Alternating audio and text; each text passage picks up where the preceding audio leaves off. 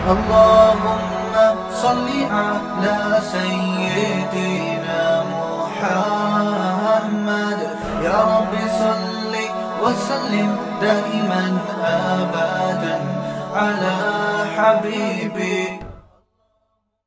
ایک صاحب مجھ سے الجھ پڑے. کل ڈاکٹر اسرار احمد صاحب کا ایک کلپ دیکھا تو چند دن پہلے, اچھا کلپ تھا. امام ابو حنیفہ کو انہوں نے بڑا اچھا ڈیفائن کیا. آج کل لوگ یہ کرتے ہیں نا کہ امام بخاری اور امام ابو حنیفہ کو ایک دوسرے کے مقابلے میں لا کے کھڑا کر دیتے ہیں.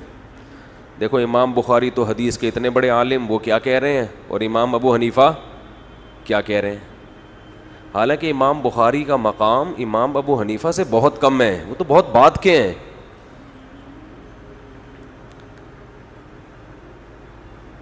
امام ابو حنیفہ تو انہوں نے تو صحابہ کی زیارت کی ہے.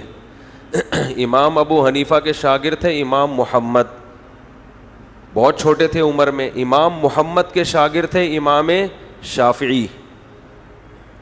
امام شافعی کے شاگرد تھے امام احمد ابن حنبل. امام احمد بن حنبل کے بعد امام بخاری ہے. تو کتنی پشتوں کا فرق ہو گیا. امام ابو حنیفہ نے جو حدیث کا علم حاصل کیا ہے براہ راست علی اور عبداللہ بن مسعود کے شاگردوں سے حاصل کیا ہے, براہ راست. اس میں لمبی لمبی سندیں نہیں تھیں اس وقت. تابعین اور صحابہ کو اپنے سامنے نمازیں پڑھتے ہوئے دیکھا. وہ تابعین, وہ صحابہ جو ابھی نبی کے دور کے بالکل قریب قریب ہیں, ان میں بہت سو کو حدثنا فلان قال حدثنا فلان کی ضرورت نہیں تھی. مشاہدے کا علم تھا, مشاہدے کا.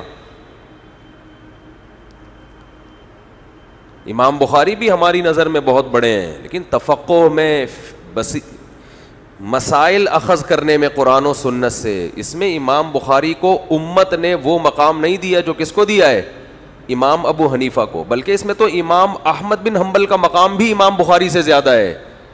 حالانکہ امام احمد بن حنبل کو 2% لوگوں نے فالو کیا ہے. کتنے فیصد؟ 2%. جبکہ امام بخاری کو مسائل میں 1% لوگوں نے بھی فالو نہیں کیا. لوگوں سے مراد امت کے علماء صلحاء. تو ہر چیز کو اس کا مقام دینا چاہیے جو اس کا ہے. امام بخاری کا مقام حدیث میں بہت زیادہ ہے. قرآن و حدیث سے مسائل نکالنے میں امام ابو حنیفہ کا مقام زیادہ ہے. یہ چھوٹی سی بات کر کے میں اپنے اصل ٹاپک کی طرف چلتا ہوں. آپ کہہ سکتے ہیں اس کا مطلب امام ابو حنیفہ کا ذہن تو بہت تھا, لیکن حدیثیں ان کو امام بخاری سے زیادہ معلوم نہیں تھیں. یہ بھی غلط ہے. امام بخاری رحمہ اللہ تعالی فرماتے ہیں میں حدیث کا علم حاصل کرنے کے لیے دمشق اتنی دفعہ گیا, حجاز اتنی مرتبہ گیا, مصر اتنی مرتبہ گیا, فلاں جگہ اتنی مرتبہ گیا, کوفہ کتنی مرتبہ گیا, لا احصی, میں اسے شمار نہیں کر سکتا. کیونکہ مدینہ اور کوفہ یہ 2 جگہیں علم کا مرکز تھیں, اور علم سے مراد حدیث کا علم ہے یہاں پہ, قرآن اور حدیث کا علم. کیونکہ مدینہ تو مدینہ ہے بہرحال, نبی کی آخری آرام گاہ, صحابہ تابعین تھے. کوفہ میں بھی حضرت عمر کے دور میں عبداللہ بن مسعود گئے ہیں, اور حضرت علی موو کر کے ہجرت کر کے کہاں چلے گئے تھے, کوفہ. تو حضرت علی کا سارا علم کہاں منتقل ہوا ہے, کوفہ میں, اور ان کے ساتھ 1400 صحابہ گئے ہیں. تو اس لیے آپ قرآن جس قراءت پہ پڑھتے ہیں وہ بھی کوفہ کی قراءت ہے. یعنی ہم جو قرآن پڑھ رہے ہیں نا, یہ قاری کہاں کے تھے, کوفہ کے قاری تھے, جن کی قراءت پوری دنیا میں مشہور ہوئی ہے. یعنی قرآن اس امت نے کوفہ کے لوگوں سے سیکھا ہے. اور امام بخاری کہتے ہیں میں ہر جگہ حدیث کا علم حاصل کرنے گیا ہوں متعین مقدار میں. کوفہ اتنی دفعہ گیا ہوں کہ میں شمار نہیں کر سکتا. اس کا مطلب کوفہ میں حدیث کا علم سب سے بولو زیادہ تھا, کیونکہ عبداللہ بن مسعود اور حضرت علی کے شاگرد تھے وہاں پہ. تو امام حنیفہ تو ہیں ہی کوفہ کے, انہوں نے تو براہ راست ان لوگوں سے علم حاصل کیا ہے. اور پھر آپ نے سفر بھی کی امام حنیفہ نے حدیث کے لیے. اور اس امت کا اجماع ہے کہ جب کسی کو مجتہد کہا جاتا ہے, فقیہ کہا جاتا ہے, تو اس کا مطلب قرآن و حدیث کا علم کے بعد یہ فقیہ بنتا ہے, اس سے پہلے تو بن ہی نہیں سکتا. تو یہ علم پہلے آتا ہے, فقاہت بعد میں آتی ہے. ڈاکٹر اسرار احمد صاحب نے ایک حدیث کی بڑی اچھی تشریح کی، لیکن چونکہ ان کی وہ علمی اصطلاحات نہیں استعمال کرتے زیادہ، تو میں اس کو اور انداز سے بیان کرتا ہوں جو ہم طلبہ کو بتاتے ہیں. ایک اہل حدیث عالم مجھ سے کہنے لگے کہ امام ابو حنیفہ رحمہ اللہ تعالیٰ نے، یہ ایپلیکیشن تو 360 ہے نا 360، اس کے بارے میں نے کچھ تھوڑی سی بات کرنی ہے. ہیلو، مجھے یاد دلانا، رہ نہ جائے کہیں. اس کے بارے میں غلط فہمی لوگ میری طرف منسوب کر رہے ہیں، میری وجہ سے غلط فہمی پھیل رہی ہے، وہ میں ذرا اس کو ڈیفائن کروں گا. انہوں نے کہا کہ امام ابو حنیفہ رحمہ اللہ تعالیٰ کا مسلک یہ ہے، محدث تھے نا، ان کا مسلک یہ ہے کہ ایمان بڑھتا بھی ہے اور بولو گھٹتا بھی ہے. امام ابو حنیفہ کہتے ہیں ایمان نہ گھٹتا ہے اور نہ بول لو نا بڑھتا ہے. آپ جب بھی امام ابو حنیفہ کا قول پہلی نظر میں دیکھیں گے نا، پہلی نظر میں آپ کو ایسا لگے گا قرآن و حدیث کے خلاف ہے. اسی چیز سے ہمارے بہت سے اہل حدیث بھائیوں کو دھوکا ہوا ہے. ان کو لگا کہ امام حنیفہ کے پاس حدیث کا علم نہیں تھا یا وہ قرآن حدیث کے خلاف چلتے تھے. پہلی نظر میں لگے گا آپ کو ایسا، لیکن فقیہ اسے کہتے ہیں جو بہت ڈیپ میں جا کے، بہت گہرائی میں جا کے حدیث کو اور قرآن کو ڈیفائن کرتا ہے. اگر ایسا ہی ہوتا کہ حدیث لی اور عمل کرنا شروع کر دو، پھر فقاہت کی ضرورت نہیں تھی. اور فقاہت کی ضرورت خود حدیث سے ثابت ہے. رسول اللہ صلی اللہ علیہ وسلم نے فرمایا، صحیح حدیث ہے، ناصر الالبانی نے اس کو صحیح قرار دیا ہے، فرمایا بلغوا عنی ولو آیا، جو کچھ مجھ سے سنو آگے پہنچا دو. حدیث میں آتا ہے رب حامل فقہ غیر فقیہ، کچھ لوگ علم کی بات جانتے ہیں مگر سمجھتے نہیں ہیں. تو آگے پہنچاؤ گے، عین ممکن ہے جس کو بتا رہے ہو وہ تم سے زیادہ اس کا اچھا مطلب جانتا ہو. تو اس میں تو نبی نے خود فرمایا ہے کہ اس امت کو اللہ نے 2 حصوں میں ڈیوائیڈ کیا ہے. ایک فقہا جو ایسا مفہوم بیان کریں گے جس کی طرف تمہاری توجہ نہیں جائے گی، اور کچھ ہوں گے جو حدیث کے ظاہر کو لے رہے ہوں گے، وہ اس گہرائی میں نہیں جائیں گے. تو وہ مجھ سے کہنے لگے کہ امام حنیفہ کہتے ہیں کہ ایمان نہ گھٹتا ہے نہ بڑھتا ہے. قرآن میں تو جگہ جگہ آتا ہے کہ یزیدہم ایمانا، زادہم ایمانا، کہ صحابہ کا ایمان کیا ہو گیا؟ بڑھ گیا. غزوہ احزاب کے بارے میں ہے نا کہ لوگوں نے بتایا کہ لوگ تمہارے خلاف جمع ہو رہے ہیں، فخشوہم، ان سے ڈرو. تو صحابہ بجائے ڈرنے کے، غزوہ احد میں ایسا ہوا تھا نا کہ تو فزادہم ایمانا، قرآن کہہ رہا ہے بجائے ڈرنے کے ان کا ایمان اور زیادہ بڑھ گیا. تو جگہ جگہ قرآن میں آتا ہے کہ جب ہماری آیات نیک بندوں پہ تلاوت کی جاتی ہیں تو ان کا ایمان بڑھ جاتا ہے. تو ظاہر ہے جو چیز بڑھتی ہے وہ کم بھی تو ہوتی ہے نا. اور امام حنیفہ کہتے ہیں ایمان نہ گھٹتا ہے نہ بڑھتا ہے. تو آپ کو تو لگے گا یہ بالکل قرآن کے خلاف، ان کو تو پتہ ہی نہیں. جس کو اتنا نہ پتا ہو وہ مجتہد یا فقیہ یا امام تو دور کی بات، میرا خیال ہے یہ تو وہ تو اس کا مطلب انہوں نے ناظرہ قرآن بھی نہیں پڑھا، ابھی دیکھ کے بھی نہیں پڑھا ابھی تک. اتنی موٹی موٹی آیتیں ان کی نظر سے ہو جلیں. یہ وہی ہے جیسے ایک جماعت المسلمین والے نے کہا کہ قرآن میں تو لکھا ہے کہ مائیں اپنے بچوں کو 2 سال دودھ پلائیں گی، اور امام حنیفہ کہتے ہیں 2.5 سال. میں نے کہا یہ آیت 15ویں صدی میں آپ کو معلوم ہے جبکہ آپ پراپر عالم بھی نہیں ہو. تو امام ابو حنیفہ جو صحابہ کے شاگرد تھے، پوری زندگی قرآن و سنت میں لگا دی انہوں نے، ان کو اتنا بھی نہیں پتا ہوگا کہ قرآن کہہ رہا ہے کتنے سال ہے. یہ مجھے معلوم ہے آیت، آپ کو معلوم ہے. تو میں نے کہا اس کا مطلب پھر امام حنیفہ نہیں تھے، وہ تو اس سے تو ایک ہماری پہلی کلاس کا بچہ جس نے ناظرہ پڑھا ہوا ہو نا، ترجمہ پڑھا ہوا ہو، اس کو زیادہ آتا ہے اس کا مطلب. میں نے کہا امام ابو حنیفہ رحمہ اللہ تعالیٰ کو وہ آیت بھی آتی تھی جس سے 2 سال کا پتہ چل رہا ہے، وہ بھی آتی تھی جس سے 2.5 کا پتہ چل رہا ہے. آپ کو صرف یہ والی آتی ہے، وہ والی نہیں آتی. تو اسی وہ ابھی میرا ٹاپک نہیں ہے، وہ 2-2.5 سال وہ موضوع نہیں ہے. تو قرآن میں یہ جو آتا ہے نا کہ ایمان بڑھتا ہے ایمان گھٹتا ہے، امام حنیفہ کہتے ہیں اس سے مراد ہے ایمان کی کیفیات کا بڑھنا. اصل ایمان 100% یقین کا نام ہے. اگر وہ گھٹا تو 99% ہو جائے گا، اور 99% کا مطلب شک پیدا ہو گیا ہے. شک کی وجہ سے انسان اسلام سے خارج ہو جاتا ہے. آپ کو اللہ رسول پر ایمان 100% رکھنا ہے. اس میں اگر شک پیدا ہو گیا تو پھر یہ ایمان نہیں ہے. کیفیات بڑھتی بھی ہیں گھٹتی بھی ہیں. یہ جو قرآن کہہ رہا ہے ایمان بڑھتا ہے, ایمان سے مراد ہے ایمان کی کیفیات بڑھتی ہیں, اصل ایمان نہیں بڑھتا. اس کی مثال ایسے ہے, آپ کو 10 آدمیوں نے آ کے بتایا کہ اللہ نہ کرے خدا نہ خواستہ فلاں جگہ پہ بم پھٹائے اور لاشیں بکھری ہوئی ہیں, آپ یقین کر لو گے 100%. اس لیے کہ 1 نہیں 2 نہیں 3 نہیں 4 نہیں 5 نہیں 6 نہیں 7 نہیں 8 نہیں 9 نہیں 10 آدمی بیان کر رہے ہیں, 10 کے 10 جھوٹے نہیں ہو سکتے. آپ قسم اٹھا سکو گے بھائی بم پھٹائے, 100% یقین ہو گیا آپ. اور آپ کو تھوڑا سی گھبراہٹ بھی ہوگی, یار کیا منظر ہوگا, لاشیں بکھری ہوئی ہیں, یہ ہیں وہ ہیں. لیکن جو لوگ اس موقع پہ اپنی آنکھوں سے دیکھ رہے ہوں گے ان کو بھی 100% یقین ہوگا. لیکن اس یقین کی کیفیت اور آپ کی کیفیت میں زمین اور آسمان کا فرق. وہ جو اپنی آنکھوں سے دیکھ رہے ہوں گے آئندہ بم کا نام سن کے بھی بے ہوش ہو جائیں گے وہ, اور آپ 15 شعبان کو شب برات کے پٹاخے تیار کر رہے ہوگے کیونکہ آپ نے سنا ہے. یقین آپ کو بھی 100%, یقین ان کو بھی. ہمیں بھی 100% یقین ہے جنت برحق, جہنم برحق, اللہ بھی ہے, رسول بھی ہے, قبر کا عذاب بھی ہے. دیکھا نہیں ہے, وہ کیفیات نہیں بنتی جو نماز میں ہونی چاہیے اس ایمان کی بیس پہ. وہ جنت کی لالچ پیدا نہیں ہوتی.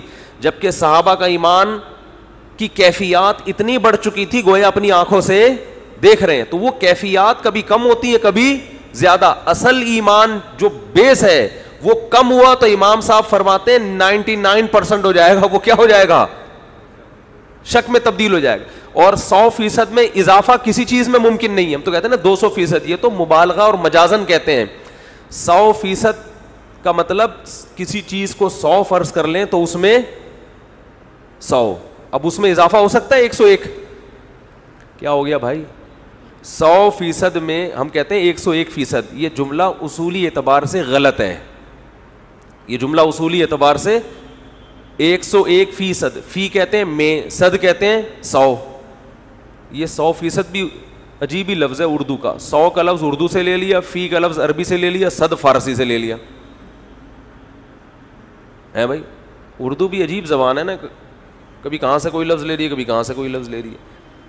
تو 100%, 101% کا لفظ ہی غلط ہے, اس لیے کہ فیصد کا مطلب 100 میں 101, تو 100 میں 101 تو ٹھک ہی نہیں سکتے, گھس ہی نہیں سکتے.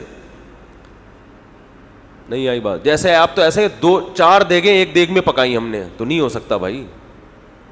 4 دیگیں بھر کے ہم نے, فل بھر کے ہم نے ایک دیگ میں پکائی تو پک سکتی ہیں, یا تو وہ دیگ 4 دیگوں کے برابر ہوگی تو پکیں گی. تو میرا مقصد ابھی یہ موضوع نہیں ہے. میرا مقصد یہ ہے کہ یہ جو آج کل مارکیٹ میں چیزیں آئی ہوئی ہیں مختلف قسم کی, ان چیزوں سے اپنے آپ کو بچائیں. لفاظی ہے, لفاظی عمق نہیں ہے, علم میں گہرائی نہیں ہے. تو آپ صلی اللہ علیہ وسلم نے فرمایا اللہ تعالیٰ علم کو علماء سے اٹھائے گا, افراد اٹھنا شروع ہو جائیں گے قرآن و سنت کو ڈیفائن کرنے والے, پھر پبلک گمراہ ہونا شروع ہوگی. پھر آپ نے فرمایا لوگ جاہلوں کو اپنا سردار بنا لیں گے, بابا بنائیں گے جاہلوں کو, اور کہیں گے ہمارا کوئی بابا نہیں ہے. حالانکہ تم نے علماء کو چھوڑ کر کس کو بابا بنا لیا, جو عالم ہی نہیں ہے. ان کو بابے بناؤ گے, کوئی پروفیسروں کو بنائے گا, کوئی جو ہے نا ڈاکٹروں کو بنائے گا. کوئی ایک صدر تھے ریٹائر ہوتے ہی تفسیر لکھ دی انہوں نے. ابے بھائی تمہارا کیا کام ہے تفسیر لکھنے کا. کل میری ایک عالم سے بحث ہوئی کورونا پہ نا, وہ بڑی بحث کر رہے تھے کورونا. میں نے کہا دیکھیں یہ آپ کا ٹاپک نہیں ہے کورونا, یہ ڈاکٹروں کا ٹاپک ہے. یہ ڈاکٹروں کا ٹاپک ہے, ویکسین لگانی چاہیے کہ نہیں لگانی چاہیے, کورونا پھیل رہا ہے کہ نہیں پھیل رہا ہے, یہ کس کا ٹاپک ہے. تو کیوں آپ ڈاکٹروں کی فیلڈ میں آپ بولتے ہیں بھائی مجھے نہیں پتا. ہماری قوم کے ساتھ بہت بڑا مسئلہ یہ ہے کہ یہ کہنا کہ مجھے علم نہیں ہے, اس سے ہمیں معذرت کے ساتھ موت آ رہی ہوتی ہے. معذرت کے ساتھ, تھوڑا سخت جملہ ہے, ایسا لگتا ہے جیسے میری بے عزتی ہو جائے گی اگر میں نے کہہ دیا مجھے معلوم نہیں ہے. ایسا لگتا ہے میں معاشرے میں ذلیل 2 ٹکے کا آدمی نہیں رہوں گا اگر میں نے کہہ دیا مجھے معلوم نہیں ہے. میرے رشتے آنا بند ہو جائیں گے, لوگ یہ سمجھتے ہیں. لوگ میری عزت کرنا چھوڑ دیں گے اگر میں نے یہ کہہ دیا کہ مجھے معلوم نہیں ہے. یاد رکھو علم شروع وہاں سے ہوتا ہے جب آپ کہو مجھے معلوم, بولو نہیں ہے. علم تو یہاں سے شروع ہوتا ہے. اگر آپ کو پہلے سے ہی پتا ہے تو سیکھو گے کب؟ آپ پھر کب سیکھو گے بھائی؟ آپ سیکھتا وہی ہے جس کا اپنے بارے میں گمان ہے کہ مجھے نہیں آتا. ایک آدمی بچے کو سائیکل چلانی نہیں آتی, وہ ابا سے کہتا ہے نا سکھاؤ. اگر ابا کہیں کہ تجھے آتی ہے, وہ کہے ہاں آتی ہے, ابا سکھائے گا اس کو؟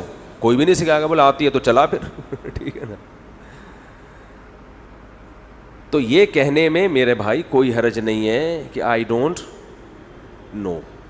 انگلش میں بول دیا کرو, اس سے یہ پتہ چل جائے گا انگلش کم از کم مجھے آتی ہے. تو یہ بڑا عیب ہے.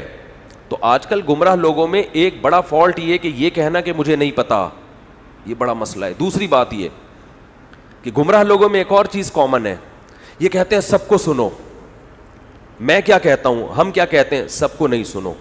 آپ کو تمیز نہیں ہے کہ صحیح کون ہے غلط کون ہے. کچھ معیار تو ایسے ہیں جس سے آپ کو صحیح غلط کا پتہ چلے گا.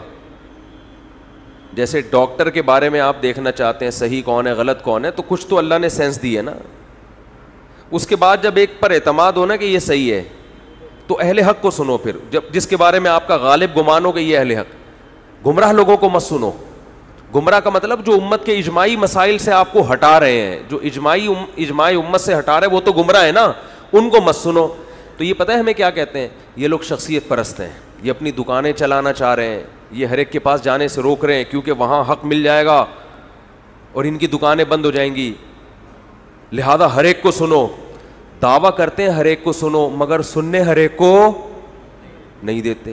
اس کی دلیل یہ ہے کہ آپ ان لوگوں کے کلپ کے نیچے شیئر کر لیں, اس کے جواب میں کوئی کلپ, فوراً وہاں سے اڑا دیں گے یہ اس کلپ کو.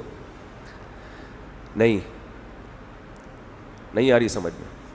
دیکھو کسی کا کلپ گمراہ آدمی کا چل رہا ہو نا, کلپ چل رہا ہو, آپ نے بھی کلپ ریکارڈ کروا کے نیچے کمنٹس میں لنک شیئر کر دیا, تو یہ کہتے ہیں سب کو سنو. تو ان کو چاہیے وہ لنک اور زیادہ شیئر کریں کہ ہمارا تو سن رہے ہو, ان کا بھی سنو, خود ہی کمپیئر کرو کون صحیح کون غلط. آپ تجربہ کر کے دیکھ لیں, یہ سب سے پہلے وہ لنک اڑائیں گے. کیا مطلب ان کو بالکل بھی نہ سنو؟ تو یہ صرف لفاظی ہے کہ سب کو سنو, ورنہ ان کی جو عمل بتا رہا ہے صرف مجھے سنو. میرے جواب میں اگر کسی نے کلپ ریکارڈ کروا کے لنک شیئر کر دیا ہے تو میں اس کو اڑا دوں گا. کوئی پتھر سے نہ مارے میرے دیوانے کو, بم کا زمانہ اڑا دو سالے کو. حقیقت ہے نا. تو کہتے ہیں سب کو سنو سب کو سنو. جب ہم لنک شیئر کرتے ہیں, چلو جی محترم نے یہ جواب دیا ہے تو آپ سب کو سنو, لنک یہ بھی شیئر کرنا چاہیے, تو وہ اڑا دیتے ہیں, اس کو نہیں سنو. اس کا مطلب یہی ہوا نا, صرف مجھے کو سنو. تو لفاظی ہے. جیسے علاج ڈاکٹروں سے کروایا جاتا ہے, اسی لیے اسی طرح دین کا علم کس سے حاصل کیا جاتا ہے؟ علماء سے حاصل کیا جاتا ہے. اب آپ کہہ سکتے ہیں علماء میں 2 نمبر بھی ہیں, تو ڈاکٹروں میں بھی 2 نمبر ہیں, تو جو حل وہاں ہے وہ یہاں ہے. یہ تھوڑی کہ ایک آدمی کو پنچر لگانے میں 2 نمبر ہی کرتا ہے, تو اب آپ ڈاکٹروں سے سائیکل کا پنچر لگوانا شروع کر دیں. نااہل سے تو کبھی کوئی کام کیا ہی نہیں جائے گا, اس سے تو کبھی بھی نہیں لیا جائے گا. اگر ایک فیلڈ میں 2 نمبر ہیں تو اس میں 1 نمبر تلاش کیا جائے گا.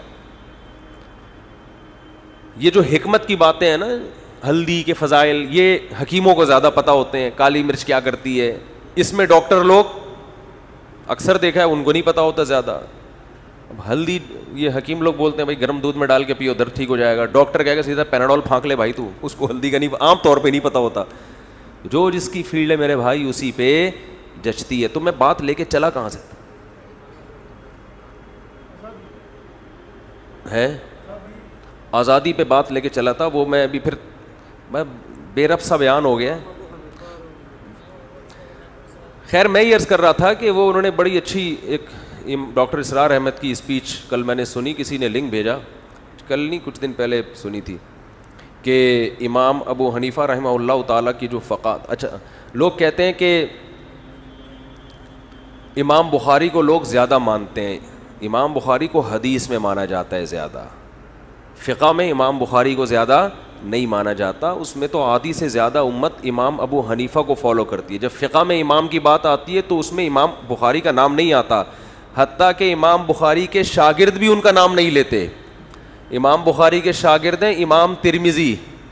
جب ترمذی میں کوئی حدیث بیان کرتے ہیں تو جہاں حدیث کی سند کی بات ہوگی وہاں امام بخاری کا تذکرہ کرتے ہیں کہ امام بخاری نے اس کو صحیح کہا ہے, ضعیف کہا ہے. لیکن جہاں مسائل کی بات ہوگی کہ اس حدیث سے جو مسئلہ سمجھ میں آ رہا ہے تو اس میں کہیں بھی امام بخاری کی رائے وہ پیش نہیں کرتے. وہاں امام شافعی کی, امام ابو حنیفہ کی, امام مالک کی یا امام احمد بن حنبل کی, ان حضرات کی رائے کو پیش کرتے ہیں, سفیان ثوری کی رائے پیش کرتے ہیں, عبداللہ بن مبارک کی رائے پیش کرتے ہیں. سمجھ رہے ہو بات کو کہ نہیں سمجھ رہے؟ تو علم اگر حاصل کرنا ہے نا تمیز سے پراپر طریقے سے حاصل کرو, ہر چیز کا پتہ چلے گا.